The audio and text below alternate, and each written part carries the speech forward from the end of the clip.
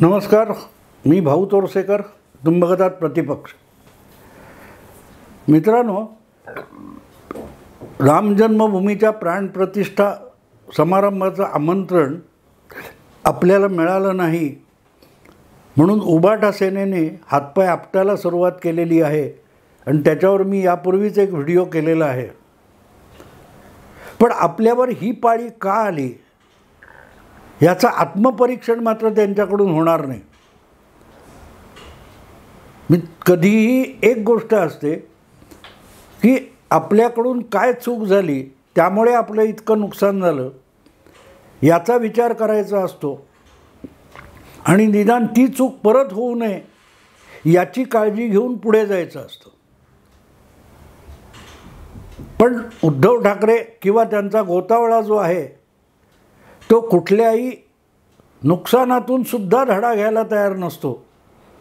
म्हणूनच आपल्या पक्षाची इतकी दुरावस्था बाळासाहेब गेल्यानंतर का झाली आहे याचा विचार करायला तयार नाही. त्यापेक्षा मोठमोठे डिंगे मारणं, टोमणे मारणं किंवा फुकाच्या थापा मारणं, हवेत वायबार काढणं या पलीकडे गेल्या 4 वर्षात तरी उद्धव ठाकरे एक पाऊल पुढे सरकू शकलेले नाहीत.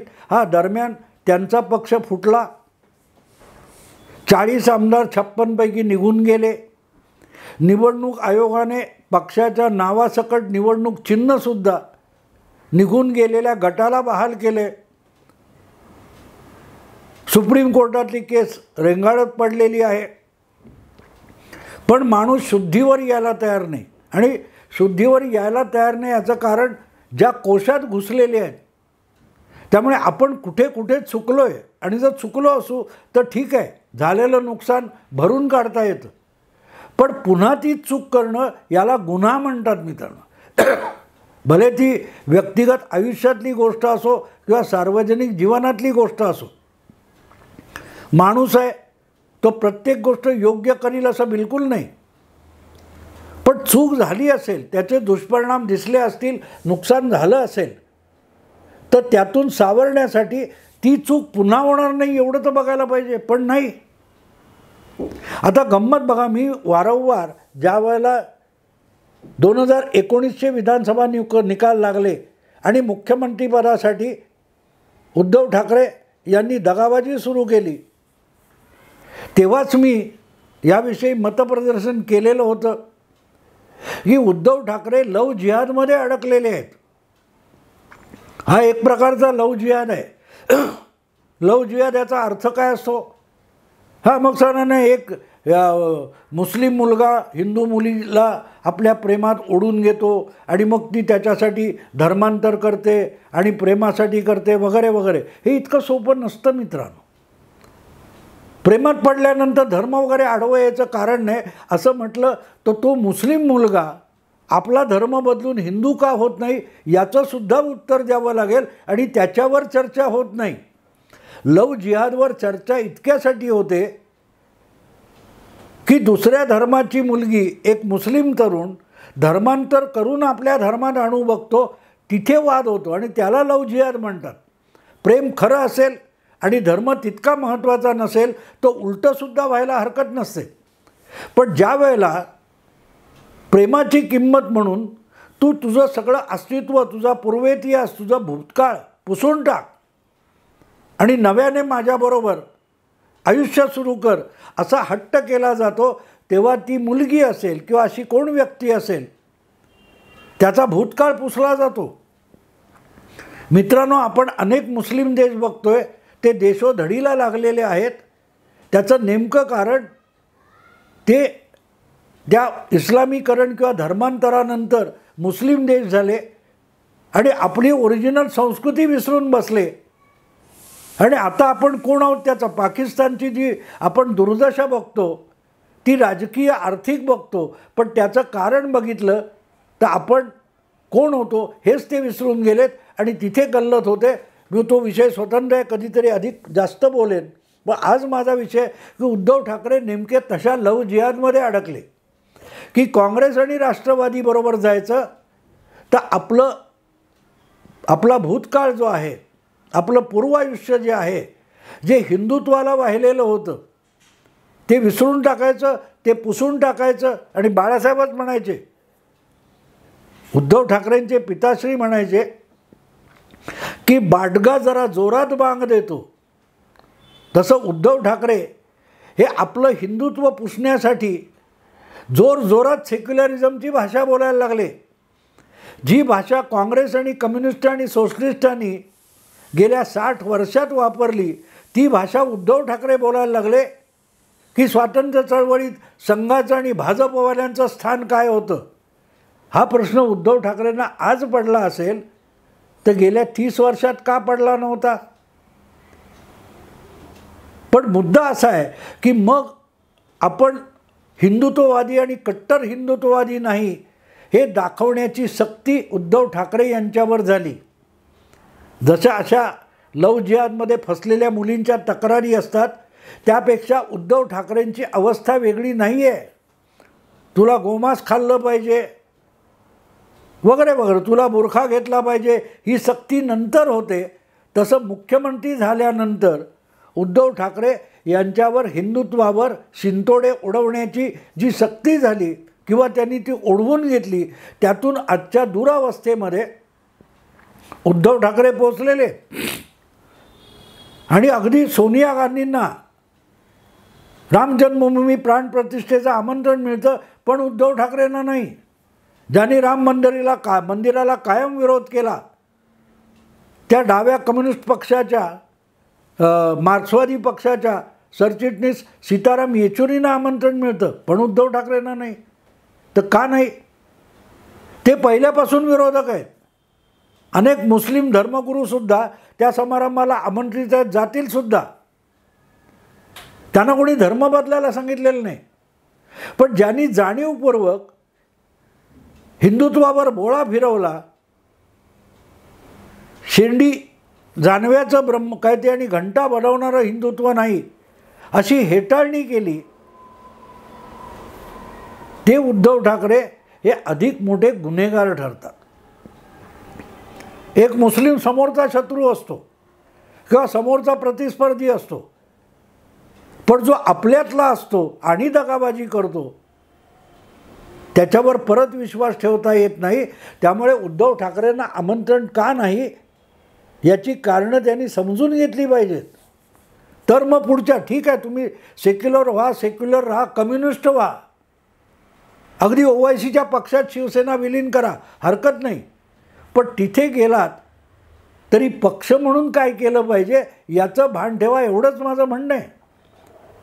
उद्या औरंगाबादच्या किंवा छत्रपती संभाजीनगरच्या जागेसाठी उद्धव ठाकरेंनी ओवायसींबरोबर हातमिळवणी केली आणि ती जागा संभाजीनगरची इम्तियाज जलील या आज निवडून आलेल्या ओवायसीच्या उमेदवाराला दिली तरी हरकत नाही.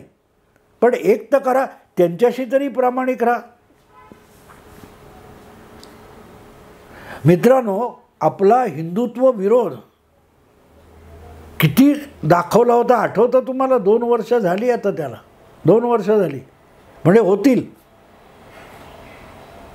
करोना संपून पहिली बैठक, पहिली जाहीर सभा राज ठाकरे यांनी शिवाजी पार्कात घेतली, तेव्हा त्यांनी गुढीपाडव्याच्या दिवशी घोषणा केली होती, मशिदीवरचे भोंगे उतरलेच पाहिजेत आणि जर मोठ्याने भोंगे वाजवले जाणार असतील मशिदीवरचे तर त्यांच्यासमोर मनसेच्या लोकांनी त्यापेक्षा मोठ्या आवाजात लाऊडस्पीकर लावा आणि हनुमान चालिसा म्हणायला सुरुवात करा. आठवतं तुम्हाला? तेव्हा त्या मनसेवाल्यांवर कारवाया कोणी केल्या होत्या? त्यांचे लाऊडस्पीकर कोणी जप्त केले होते? उद्धव ठाकरे सरकारच्या पोलिसांनी जप्त केले होते ना. का नाही उद्धव ठाकरे त्यांना अडवू शकले? का नाही ते मशिदीवरचे भोंगे उतरवू शकले?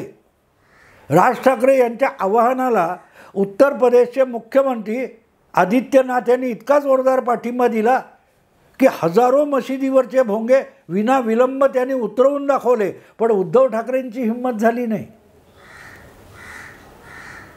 का झाली नाही? आणि त्याच्याही पुढे उद्धव ठाकरेंना डिवचण्यासाठी ते अमरावतीचे रवी राणा आणि त्यांच्या पत्नी खासदार नवनीत राणा यांनी उद्धव ठाकरे यांना हिंदुत्वाची आठवण करून देण्यासाठी मातोश्रीच्या कलानगरच्या दारासमोर हनुमान चालिसा पठण करण्याचा पवित्रा घेतला, तर त्यांना 11 दिवस तुरुंगात टाकलं. उद्धव ठाकरेंनी गुन्हा काय होता? तर हनुमान चालिसा म्हणणार, हनुमान भक्ताची म्हणजे राम भक्त हनुमानाची भक्ती दाखवणं हा उद्धव ठाकरे यांच्या राज्यामध्ये गुन्हा होता. मातोश्री किंवा कलानगरच्या गेटपर्यंत सुद्धा नवनीत राणा यांना पोहोचू दिलं नाही आणि पोलिसांनी त्यांना अडवलं. तर शिवसेनेची झुंडशाही, उद्धव ठाकरेंची झुंडशाही, अगदी त्यांचे भाचे तिकडे नवनीत राणाचं जे मुंबईतलं घर आहे तिथे जाऊन धिंगाणा घालत होते, आठवतं तुम्हाला? आणि त्यानंतर त्यांना अटक झाली, जामीन वगैरे मिळवण्यात 11 दिवस गेले. ही उद्धव ठाकरे यांची रामभक्ती होती. ठीक आहे, तुमच्या दारात नको तर ते आले नव्हते तरी घरी जाऊन तुम्ही कसली रामभक्ती दाखवताय, तुम्ही कसली हनुमान भक्ती दाखवताय? अर्थात नवनीत राणा किंवा तुमचे रवी राणा हे काय मनसेचे नव्हते आणि राज ठाकरे यांनीसुद्धा त्यावर नाराजी व्यक्त केली होती की मी मशिदीसमोर म्हटलं होतं, मातोश्री ही मशीद नाही आहे अशी प्रतिक्रिया राज ठाकरेंनी दिली होती. पण नवनीत राणांना धडा शिकवण्याचा पवित्रा उद्धव ठाकरेंनी कशाला घेतला होता? त्यांना तिटकारा आला होता, हिंदुत्वाचा इतका तिटकारा की घंटा बनवणारा, शेंडी जानव्यातला नाही, हनुमान चालिसा बोलणारा, रामभक्ती बोलणारा हा सुद्धा उद्धव ठाकरेंना नकोसा झाला होता. आणि त्या उद्धव ठाकरेंना आता काय तो हे पाहिजे, आमंत्रण पाहिजे. मुद्दा असा आहे की मग त्याच्यावरून बातम्या चालू आहेत, उद्धव ठाकरेंना आमंत्रण नाही, उद्धव ठाकरे, अरे कशाला आमंत्रण द्यायचं? रामभक्तीच्या नावावर निवडून आलात आणि रामभक्तीची दगाबाजी केलीत. भाजप बरोबर तुम्ही 18 आणि 16 खासदारांपर्यंत गेलात, नाहीतर तुमची अवकात काय होती? नरेंद्र मोदी यांचं युग सुरू होण्यापूर्वी जी काय शिवसेना भाजप युती होती त्यामध्ये शिवसेनेचा हिस्सा किती होता? 4 खासदार, 8 खासदार, 6 खासदार, 18 खासदार आले होते. ते मोदींच्या नावावर आले होते, मोदींच्या चेहऱ्यावर आले होते. 2009 याच शिवसेनेला मुंबई ठाण्यात एकट्या राज ठाकरेंनी धुपवलं होतं. एक आनंद परांजपे सोडला तर शिवसेना भाजपचा एकही खासदार मुंबई ठाण्याच्या 10 पैकी येऊ शकला नव्हता. तेव्हा उद्धव ठाकरेंची लोकप्रियता, सहानुभूती कुठे गेली होती? मोदी युगाने आणि मोदी नावाने तुम्ही तरुण गेलात आणि तुम्हाला अचानक साक्षात्कार झाला की आपली लोकप्रियता आहे, वाह. आणि म्हणून आज अयोध्येच्या प्राणप्रतिष्ठा आमंत्रण मुकायची वेळ आली. त्याचं कारण ते आहे की तुम्हाला हनुमान भोवला आणि हनुमानाची कथा आहे प्रसिद्ध. महाभारतातले जे पांडव होते त्यांच्यातला सगळ्यात बलाढ्य बाहुबली असलेला भीम, ज्याची ताकद अफाट होती मानलं जातं, असा भीम जंगलातून चालला होता आणि त्याला एक वयोवृद्ध माकड बसलेलं दिसलं, वानर बसलेलं दिसलं. त्याची शेपटी लांब होती आणि ती शेपटी ओलांडून जाऊ नये म्हणून भीमाने त्या वानराला सांगितलं, वयोवृद्ध वानराला, माकडाला, की बाबा तुझी शेपूट बाजूला कर, माझ्या वाटेत आडवी येते. तेव्हा त्या वयोवृद्ध माकडाने सांगितलं की माझ्या अंगात त्राण नाही, मी खूप म्हातारा झालो आहे, तू एवढा धडधाकट आहेस तर माझी शेपटी उचलून बाजूला ठेव आणि तुझ्या रस्त्याने तू जा. भीमाने ती शेपटी उचलण्याचा प्रयत्न केला, पण सगळी ताकद लावूनसुद्धा त्या वयोवृद्ध वानराची शेपटी उचलून बाजूला सरकवणं भीमाला शक्य झालं नाही. आणि तेव्हा भीमाला समजलं की आपण काहीतरी चूक केली आहे. हा कोणीतरी ऑर्डिनरी सामान्य माकड किंवा वानर नाही आहे, ही कोणतरी विभूती आहे. तेव्हा त्याला नमस्कार करून त्याने विनंती केली, महाराज आपण कोण आहात सांगा. तेव्हा मारुतीनं हनुमंतानं आपला रूप धारण केलं आणि त्याला सांगितलं, ज्या वेळेला आपल्याला शक्तीचा गर्व होतो त्या क्षणी ती शक्ती क्षीण होऊन जात असते. हनुमान चालिसा तुमच्या दारात नवनीत राणा म्हणायला आल्या, त्यांच्या राजकारणाचं मी समर्थन करणार नाही, पण त्या बडबडल्या गेल्या असत्या.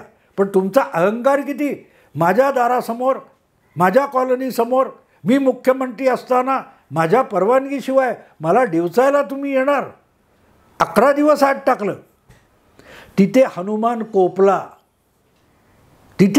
कोपला आणि बघता बघता 4 महिन्यात त्याच उद्धव ठाकरेंचं मुख्यमंत्रीपद गेलं.